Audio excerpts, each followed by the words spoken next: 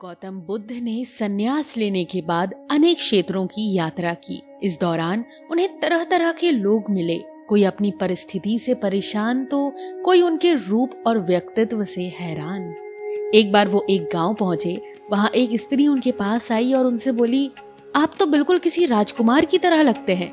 क्या मैं जान सकती हूँ कि इस युवा अवस्था में आपके गेरुआ वस्त्र धारण करने का क्या कारण है?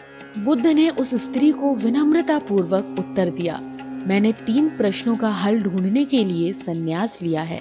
ये शरीर जो युवा व आकर्षक है, जल्दी ही वृद्ध होगा, फिर बीमार होगा और अंत में मृत्यु अवस्था में चला जाएगा। मुझे वृद्धावस्था, बीमारी एवं मृत्यु के कारण का ज्ञान प्राप्त करना है। उनकी बातों से प्रभावित होकर उस स्त्री ने उन्हें भोजन के लिए अपने घर आमंत्रित किया, मगर उस स्त्री को गांव वाले पसंद नहीं करते थे। शीघ्र ही ये बात पूरे गांव में फैल गई कि महात्मा बुद्ध उस स्त्री के घर भोजन करने जाने वाले हैं। गांव के लोग उनके पास आए और आग्रह किया कि वो उस स्त्री के घर भोजन करने ना जाएं। कारण पूछने पर उन्होंने बताया कि वो स्त्री चरित्रहीन है। बुद्ध ने गांव के मुखिया से पूछा, क्या आप भी मानते हैं कि वो स्त्री चरित्रहीन है? मुखिया ने कहा, मैं शपथ पूर्वक कहता हूँ कि वो स्त्री बुरे चरित्र वाली है। कृपया आप उसके घर ना जाएं। बुद्ध ने मुखिया का एक हाथ पकड़ लिया और फिर उसे ताली बजाने को कहा।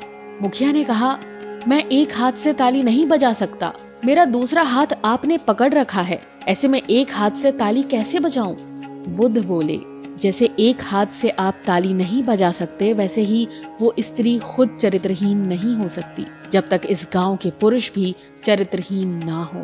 अगर गांव के सभी पुरुष अच्छे होते तो वो स्त्री कदापि ऐसी ना होती। उसके ऐसे चरित्र के लिए यहाँ के पुरुष भी जिम्मेदार हैं। ये सुनकर मुखिया और गांव वाले लज्जित हो गए।